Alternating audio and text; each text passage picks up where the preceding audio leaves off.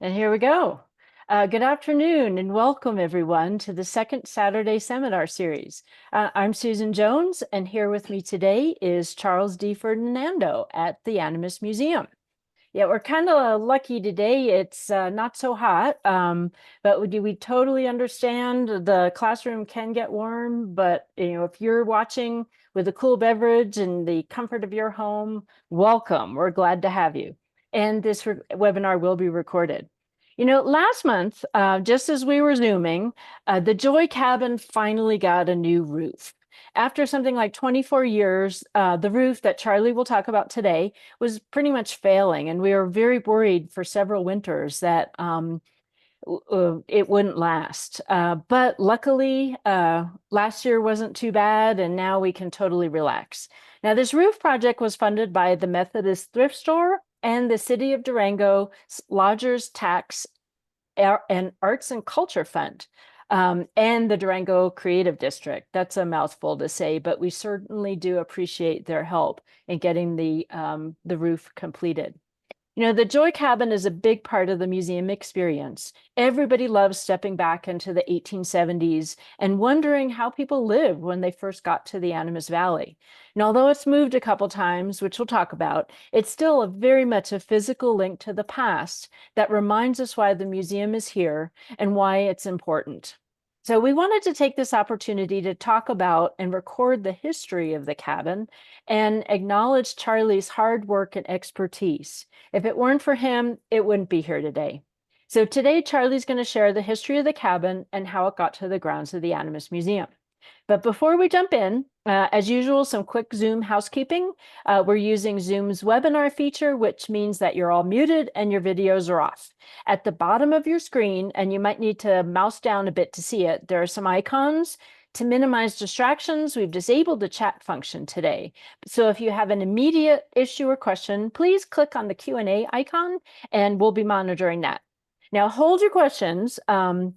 At the end of the talk, we'll open up for questions. So you can either type them into the Q&A or you can raise your little hand and we'll allow you to unmute and ask your question.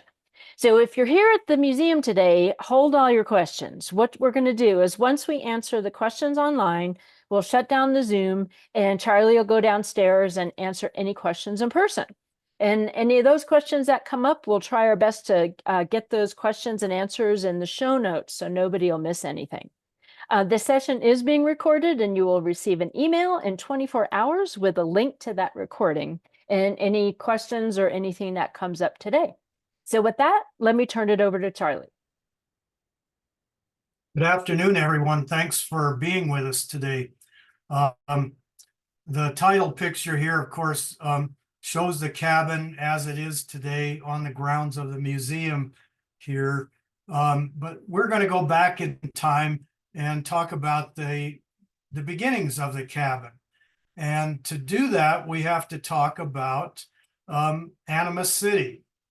So here is one of the few overview pictures of Animas City that exists. Unfortunately, we don't have too many early pictures of Animas City.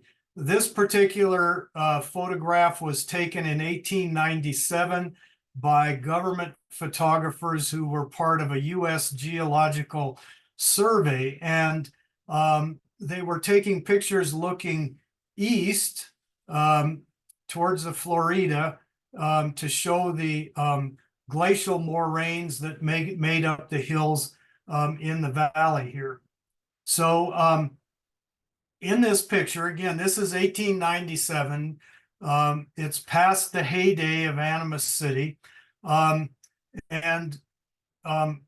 Right here, where I'm got the pointer going around, this is the Joy Cabin. And it was located originally at what is now, this would be Main Avenue. And this would be 31st Street.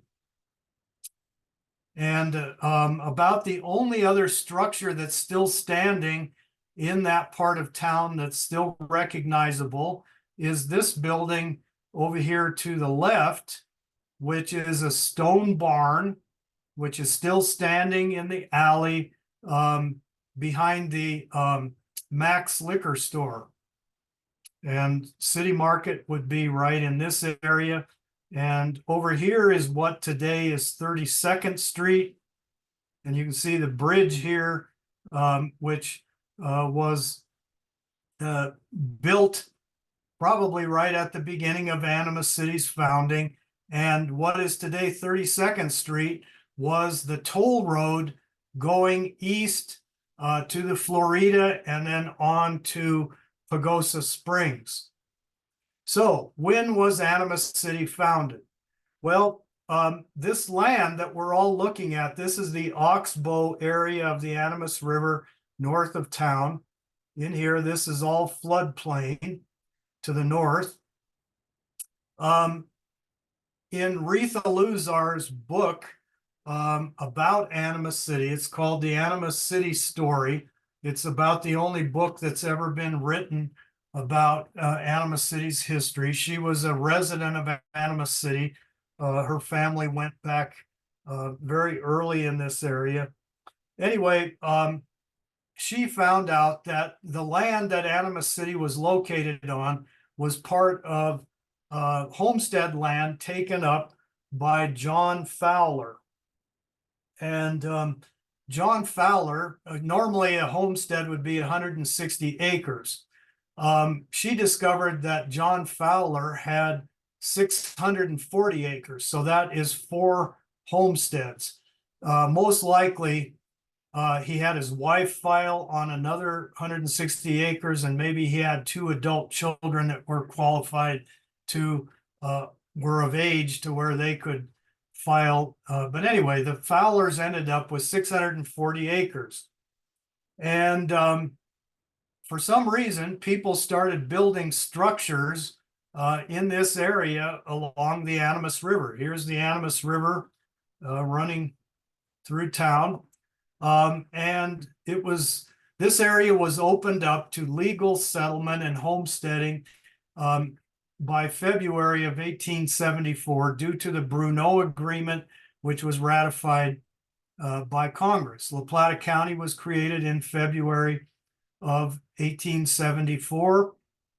And of course, the gold strikes up in the high mountains are what brought the first people into this area. But homesteaders followed the prospectors. The area up around Hermosa, 10 miles upriver, was settled in 1874, and Hermosa became the first agricultural settlement in the valley. But by 1876, there were enough people in the valley to start another town. And that led John Fowler and some other men to form a town company. And according to Retha Luzar's book, 6 enterprising settlers formed the Animas City Townsite Company.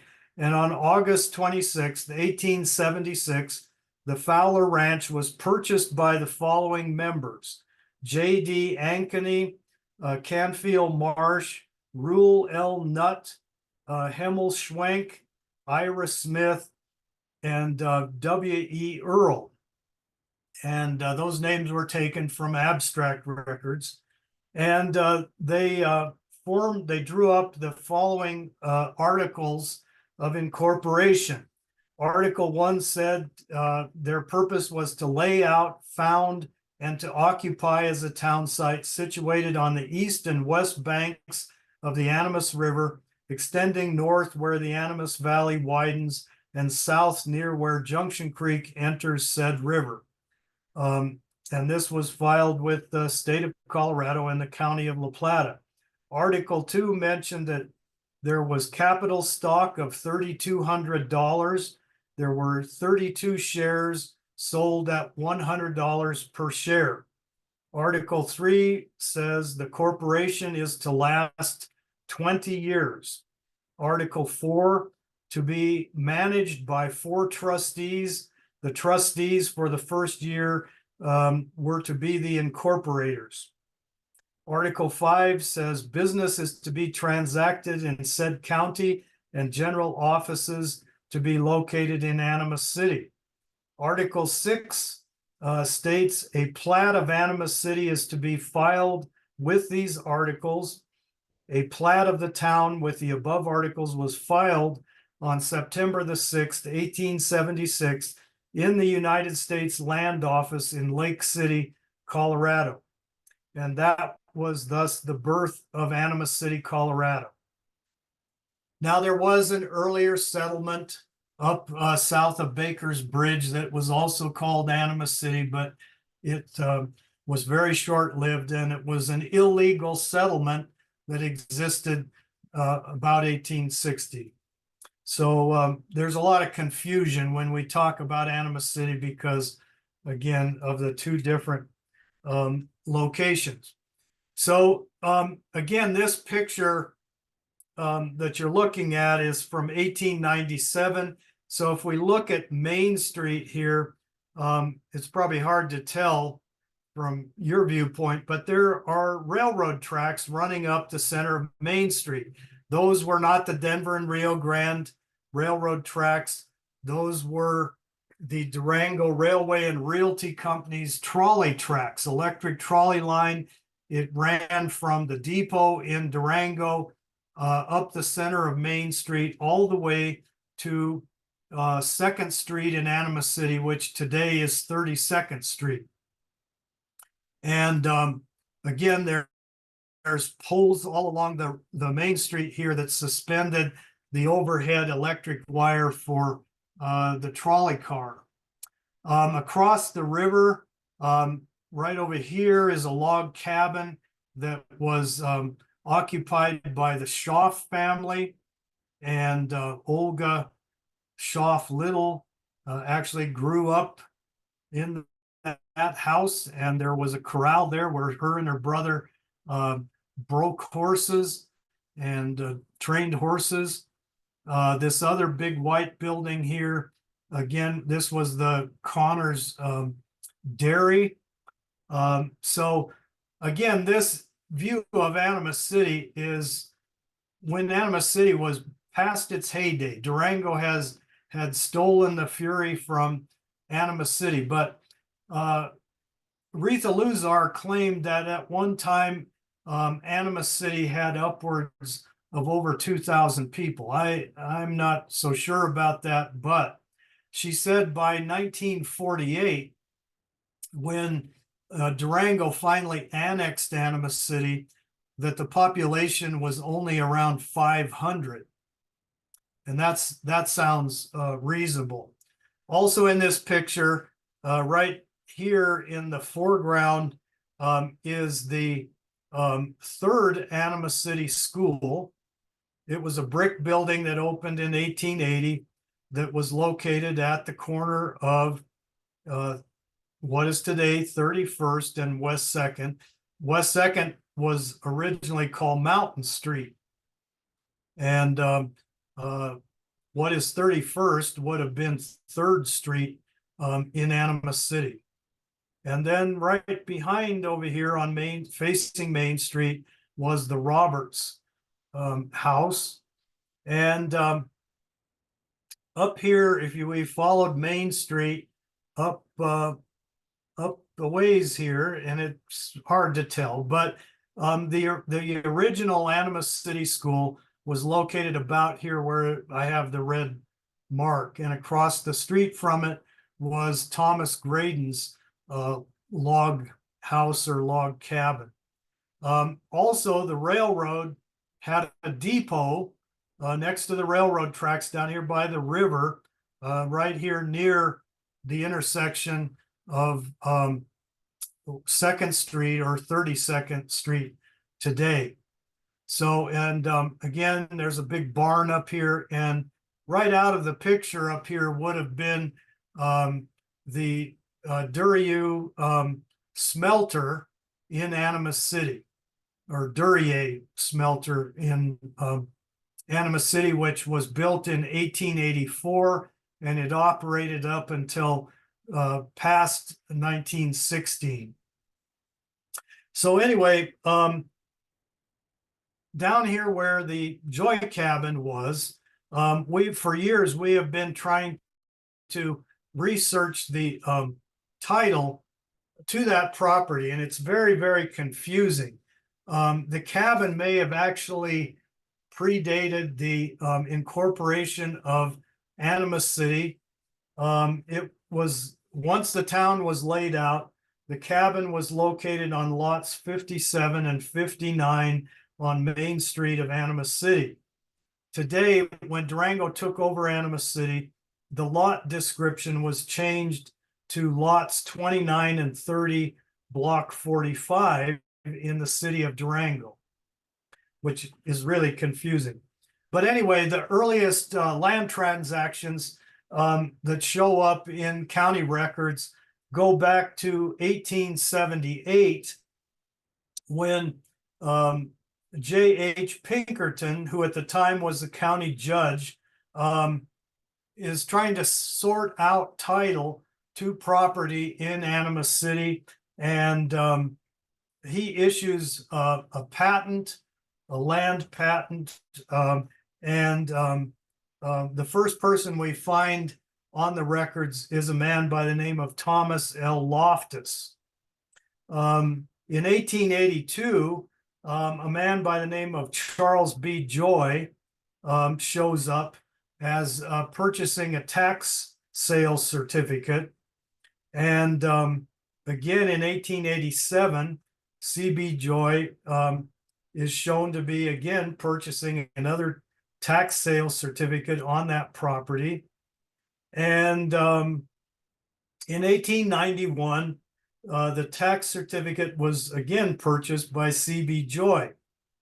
In 1896, the tax certificate was assigned to a man by the name of Robert Roberts, and he assigned it in the same year to Inzadella Firebaugh. And then it transferred in 1899 to an Isabel Chapman.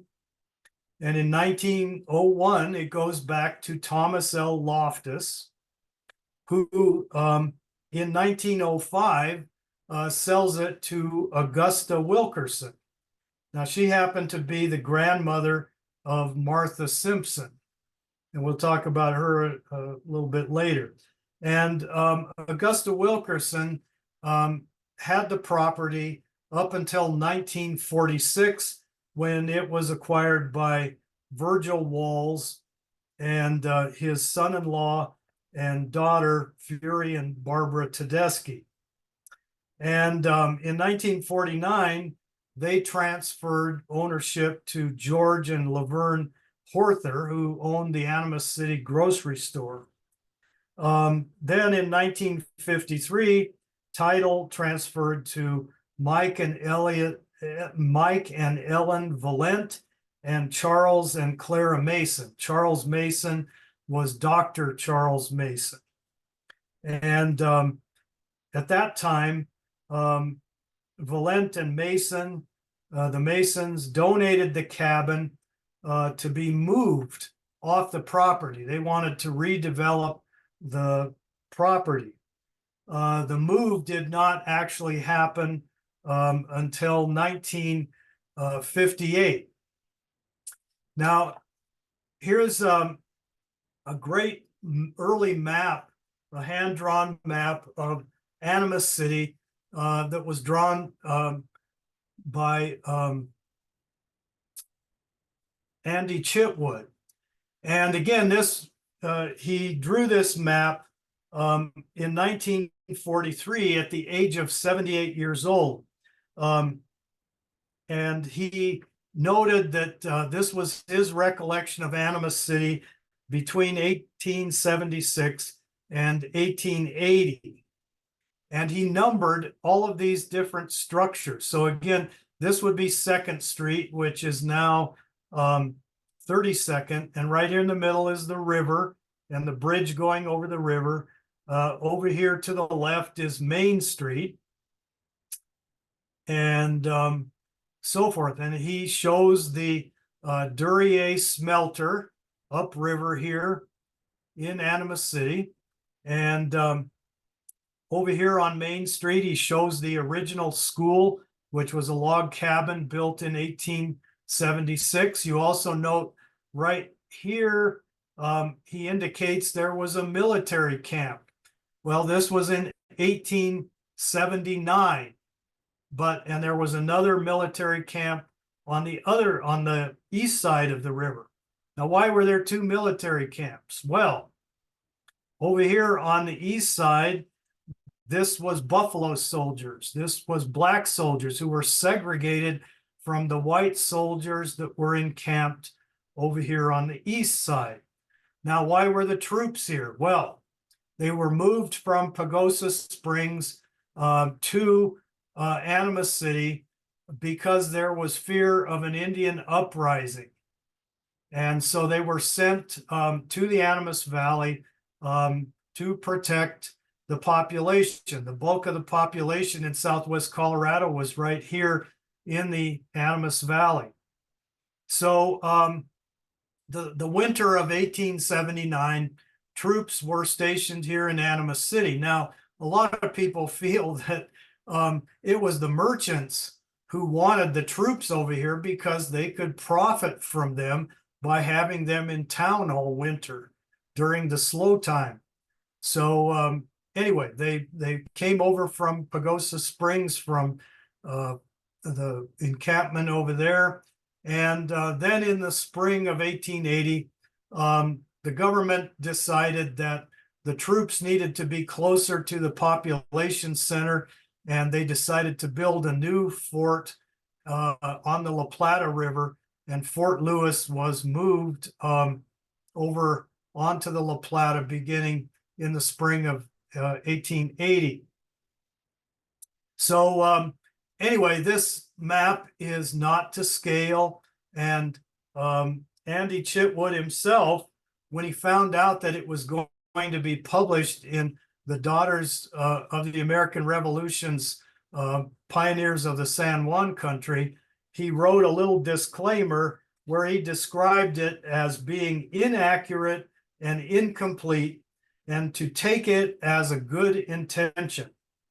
It's found in volume 2 of Pioneers of the San Juan Country, which was published in 1946. So Andy Chitwood was born in 1865. He didn't die until 1960 at the age of 95 years old. But he drew this map from memory in 1943 at the age of 78. So it's the best information we have about what was existing in Animas City in those early years. So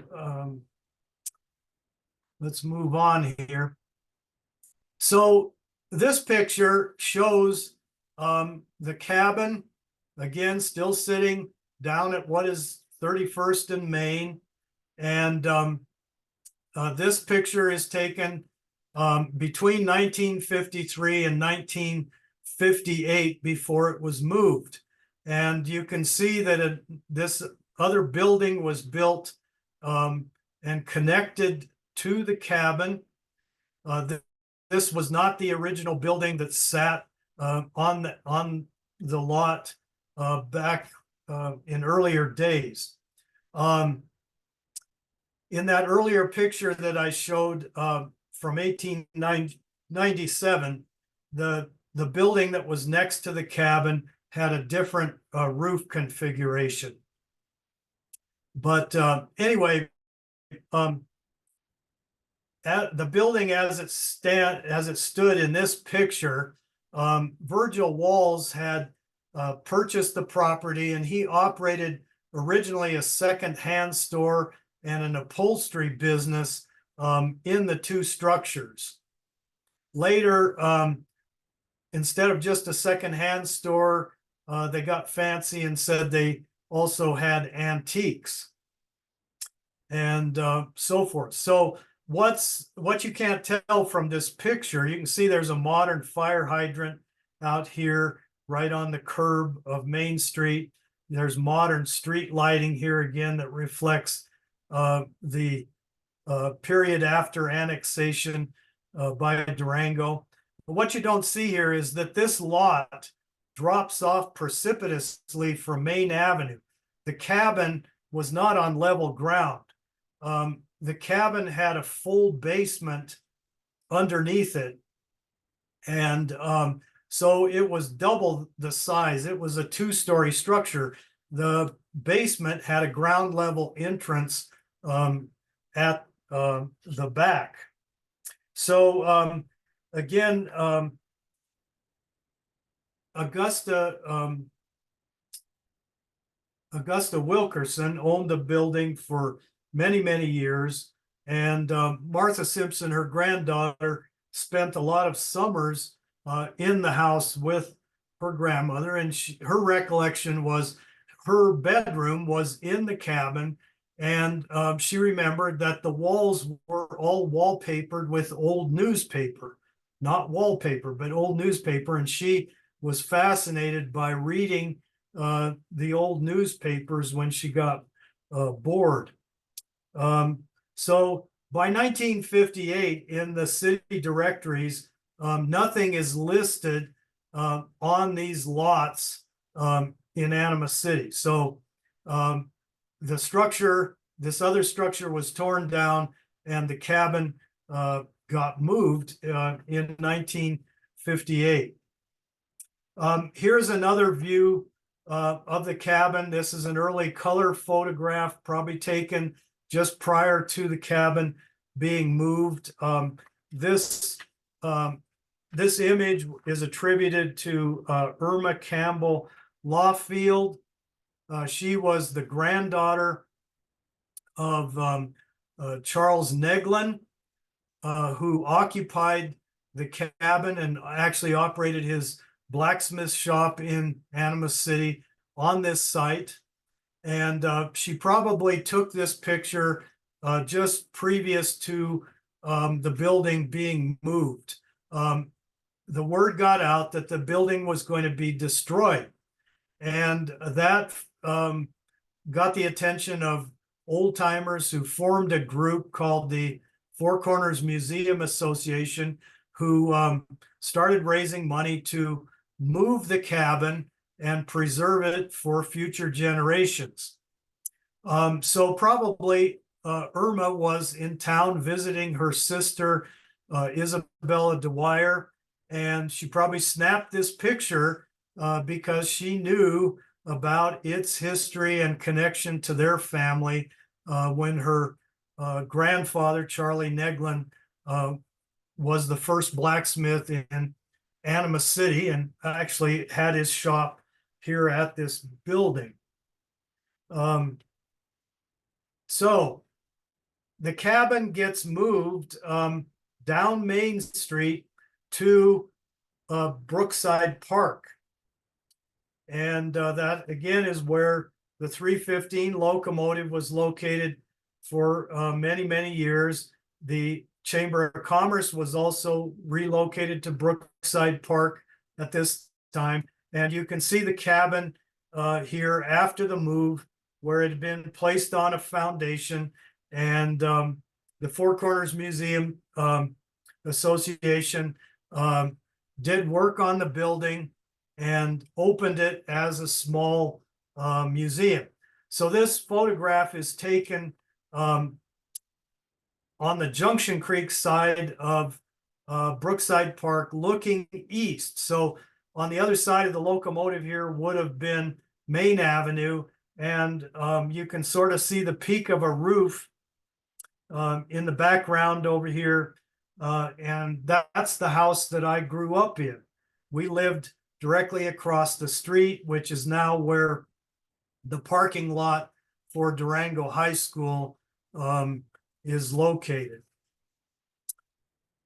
So the cabin remained here at this site, opened on a sporadic basis by volunteers from the Four Corners Museum Association. Here's a picture of the interior of the cabin during its time there at Brookside. They had a motley collection of things in the cabin. People just brought junk from their basements and attics, and it got put into the cabin, whether it had any association with the cabin or not. You can see there's even a full-size eagle mount here, and so forth. We inherited that when we got the cabin. Thank God we don't have it any longer. We transferred it to the Wildlife Center down at the fish hatchery. But there's all kinds of inappropriate stuff in here at the time that was not of the period of the cabin. It was just a mishmash of junk. These people made the best effort they could, and at least they preserved the building for future generations. Unfortunately, as the group aged out, there were fewer and fewer volunteers to maintain and operate the cabin. And eventually the group disbanded. The cabin was literally abandoned on the site, and was in a terrible state of, it was dissolving away, basically. It was just rotting away. The roof was failing. It was right, Main Street had been widened, and Main Street came right up to the front door. And every winter when snow was plowed, the whole front of the building was banked up with snow, which increased the amount of moisture and rot in the building. So here's the cabin being prepared to be moved. What happened was they moved the locomotive out of Brookside Park. The Chamber of Commerce was moving to a new location, and the city of Durango wanted the park cleared. So this is actually the day of the move to the museum grounds. And you can see the movers, the house movers truck here. There's actually beams and wheels under the cabin. It's been jacked up, and it's being, there's a police escort here. The idea was the move was to occur very early in the morning after dawn, so to not disrupt traffic on Main Street. It had to go off the curb here and directly onto Main Street and up the center of Main Street to clear the traffic signals, etc. So anyway, here's the cabin coming up Main Street. Right over here was the Silver Spruce Motel. Today it's office space and so forth. So Main Street looks a little bit different than this today, but in the background you can see Smelter Mountain there. And what's interesting is the house mover that moved the building, South House Movers from Cortez, they were the ones that originally moved it in 1958. The father of the gentleman that moved it the second time, and he was a kid helping his dad when they moved it the first time.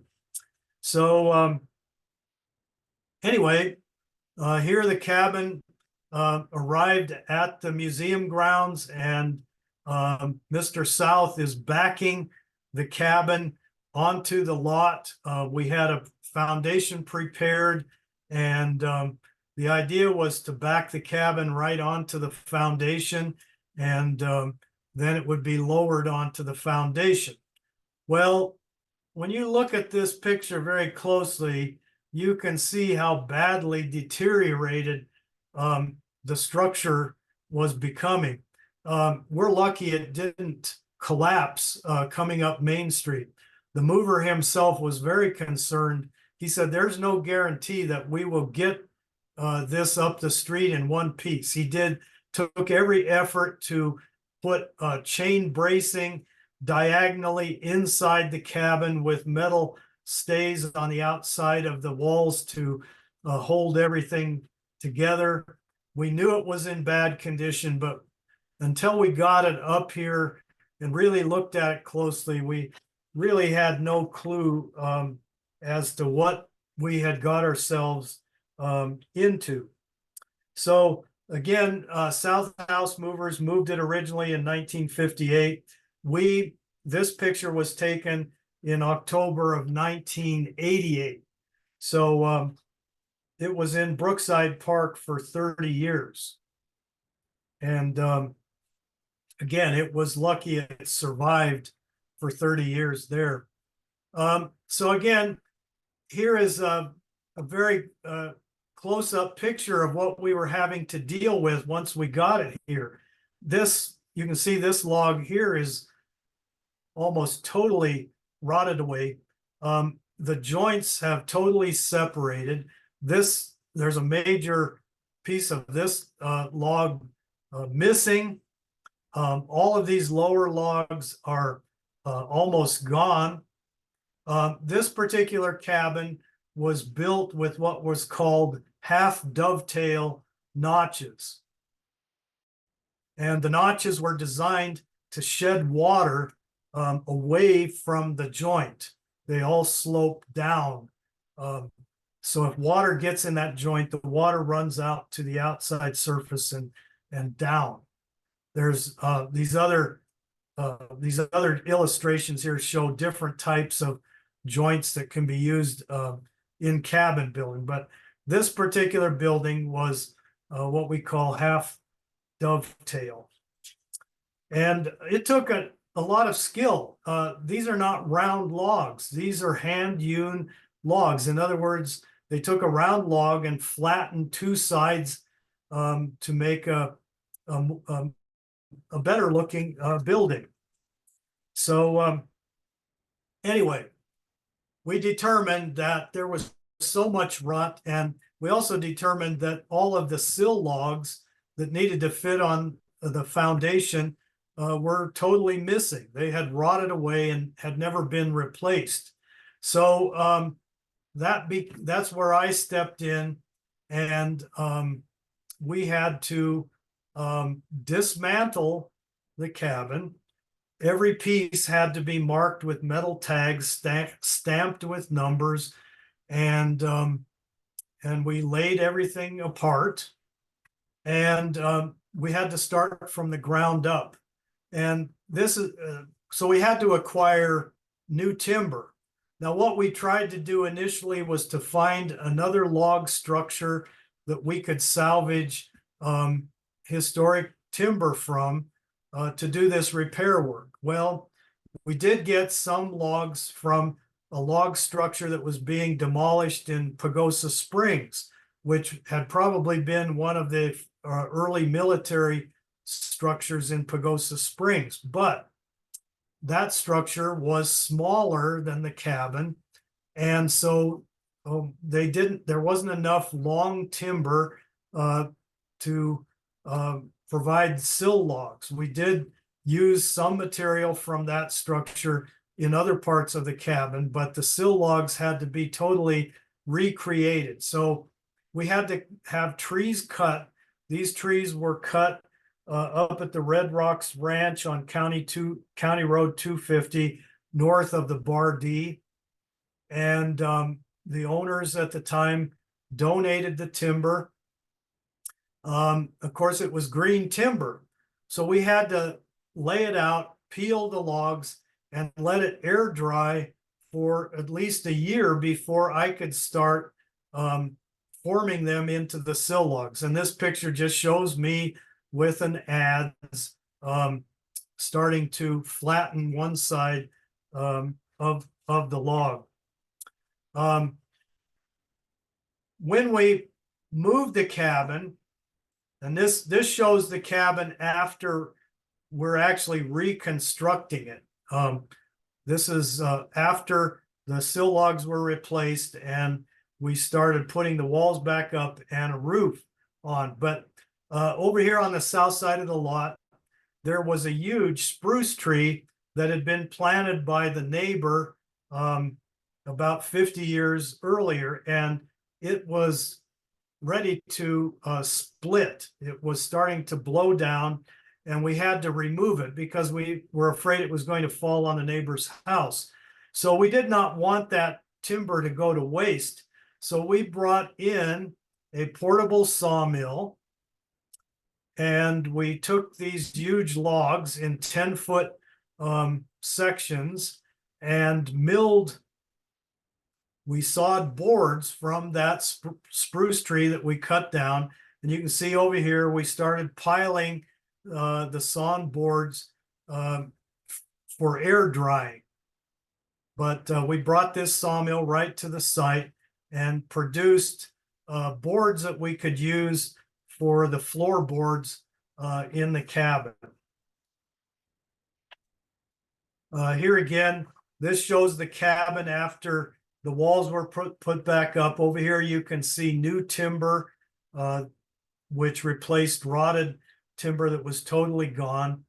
And here's some pieces of the tree that were too small to mill into lumber. But here's our stack of sawn boards, and they are now the floorboards in the cabin. But you can see me here covering this pile so it can air dry, and we had to leave it for a year to cure and air dry. This is just another picture in the process of creating the new sill logs. What you have to do is take the round log, and then you use chalk lines to develop your planes, and then you take a crosscut saw, you cut notches down to your chalk lines, and then you take the hand adze and you chip out the pieces of wood until you have a flat surface. Then you roll the log over and do the same thing on the opposite side. So this was a learning experience. I mean, I had to learn skills that would have been used by the original builders, and I did it with tools that would have been the same tools used by the early builders of the cabin. And you can see here the cabin's been rebuilt, but it's still lacking the daubing, the chinking and the daubing. What I did is I used bolts and wooden stays to hold the cabin together until we could get the chinking and the daubing in between the logs. The window openings and door openings again have new framing to support all of this. And you can see up here, there's a board roof. And again, this is the roof that we just recently replaced. So that roof lasted way longer than it should have, but that would have been the original type of roof, of just a wood plank roof. But I had put modern material underneath that planking to make it watertight. In the old days, they weren't so concerned about weatherproofing. And they did not have the modern materials that we have today. So again, this is midway through the reconstruction. The windows and doors have not been put in yet, etc. So this picture shows the new roof on the cabin. This was the new roof 24 years ago. And this was the first winter on the new roof. So those are fresh cut boards up there. And that's why it looks light colored. And of course, this was the first snow of the season. You can see there's still all kinds of construction material piled all over. And there's still a long ways to go before the cabin can be opened up. So again, this was the summer of 1994. So again, we moved it up here in 1988. It took until 1994 to get it to this state. This was a long drawn out project. So we're going to jump ahead to the dedication of the cabin, which occurred on October the 24th of 1998. And this is the official ribbon cutting of the cabin. Robert McDaniels was the museum director. He's over here to the left. This was the city mayor at the time. This is Mrs. Pollock, and this is Martha Simpson, and this is Mrs. Pollock's sister, Mrs. Heiser. And behind her is Mary Jane Hood, Mary Jane Hood, who was president of the Historical Society at the time. And I'm over here to the far right. And the reason we invited these three ladies to participate in the ribbon cutting is, again, Martha Simpson grew up spending time in the cabin when her grandmother, Augusta Wilkerson, owned the cabin. The Mrs. Pollock and Mrs. Heiser were descendants from the Sisley family, who rented the cabin in 1901. And they rented the cabin and lived in the cabin when these two ladies' mother was a child. They rented the cabin so their mother could go to school in the Animas City school. So these three women had a direct connection to the cabin. And so it was great to have them be able to participate in the dedication and the opening of the cabin, and to hear their stories, because they had great recollections from family and from personal recollection of different events that had happened in this cabin over the years. So here is the cabin, much as it is today. But this picture shows that roof that we just replaced. And you can see it's in pretty rough condition after 24 years of exposure to rain and sun and snow. So anyway, we jump to present day, and this is our new roof that we're very proud of. Again, we very much thank the Methodist Thrift Store and the city of Durango through the Lodgers Tax Fund and so forth for helping us to pay for this new roof. Now, we did not put a wooden roof on. I've gotten a lot of sort of comments. Why didn't you put a wooden roof back on? Well, we need something that is going to preserve this without us worrying about it again. So we did put a metal roof on. It is the type of metal that rusts over time to create a chemical barrier to preserve it. So it'll look dark brown as it ages. Most people won't know the difference, that there isn't a wooden roof on there, but it looks much cleaner than it did with the wooden roof. But again, we're thinking about long-term preservation. And again, this is not, the building has gone through so many changes in its life that there's no way to totally restore it to what it was like when it was built. So we use it for educational purposes. We need the building to be safe. We need it to be watertight. We don't want to worry about water damage or anything else. So hopefully this roof will last longer than I will be around, and we won't have to worry about this in my lifetime. So with that, does anybody have any questions?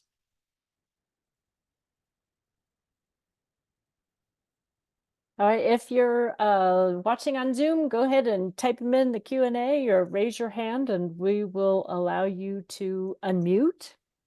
But wow, I'm just so glad that we are getting this story recorded and we'll be able to save it for the future.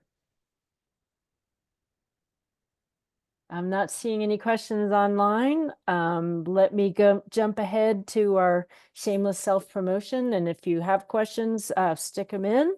Again, we definitely want to thank the Methodist Thrift Store and the City of Durango's Lodgers Tax Arts and Culture Fund and the Durango Creative District for making this whole project possible. Also, August 1st was Colorado Day, which celebrated the 148th anniversary of statehood. That day, History Colorado announced that we, the La Plata County Historical Society, received the Caroline Bancroft Award for our Buffalo Soldiers Return to Animas City program last September. Now, to quote Kim Kennedy White, the Associate Curator of Arts and Leisure and the John W. Emery Family Associate Curator of Oral History at History Colorado, quote, the Miles and Bancroft Awards are an opportunity for History Colorado to highlight organizations that are sharing the complex histories of the Centennial State in innovative ways. This year's awardees continue this legacy by communicating the histories and cultural expressions of Colorado's diverse populations across multiple mediums and making those stories available publicly and accessible in new ways. The Bancroft Award is for smaller towns. I think it's less than 40,000 people, while the Miles Award is for larger towns. And the other recipient of the Miles Award was actually from Arvada, so a lot bigger playground. But we are honored and thrilled to receive this award and the small donation that came with it. You know, if you missed the Buffalo Soldiers program, we have an amazing video you can watch on YouTube, and the links are on the events page from our website. So I think, you know, we're just thrilled. The cabin is one of the projects we've done. We've done so many projects, and to have History Colorado acknowledge what we're doing out here, we really appreciate that. Now we're going to have a special. Reiterate something. Sorry to interrupt you. We did receive a preservation award when the cabin was restored and reopened. I don't remember the details of it, but we did receive an award also at that time for our preservation efforts. Well, we're trying out here, and I think we're doing an amazing job. We are going to do a special webinar on Saturday, August 24th, which is 2 weeks from today. That is going to be the 50th anniversary of what we call today the Main Mall fire. Yeah, 50 years ago. Hard to believe for those who remember that.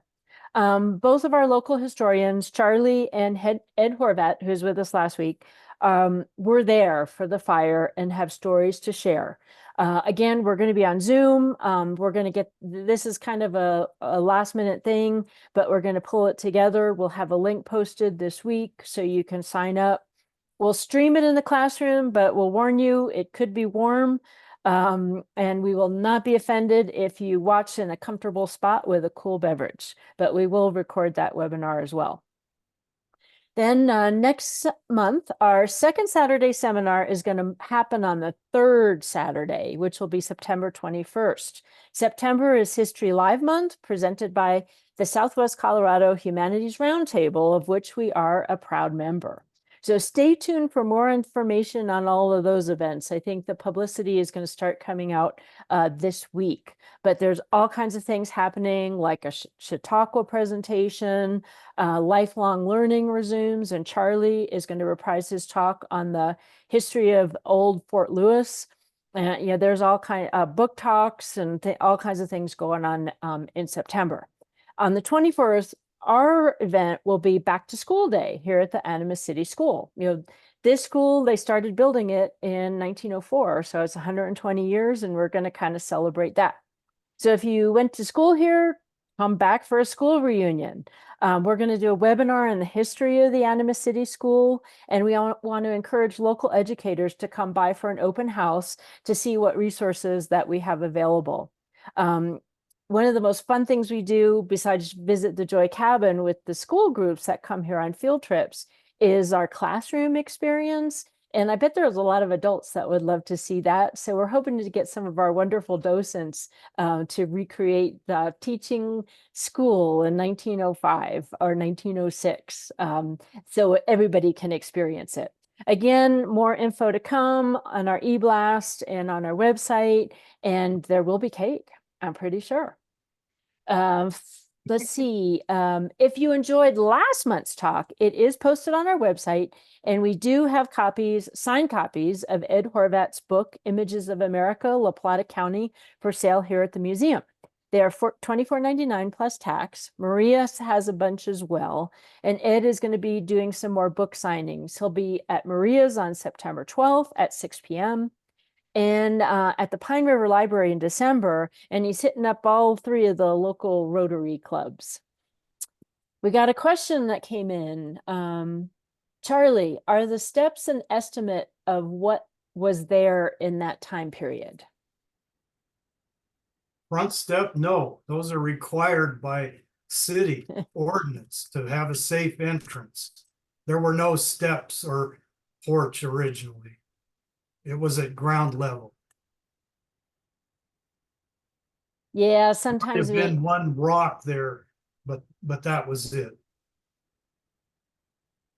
So some things we cannot leave the way they were historically. We have to meet safety requirements that are required of us by the city to have the public go into the building. yeah, the chat is disabled. So if you have any questions, go ahead and put them in here.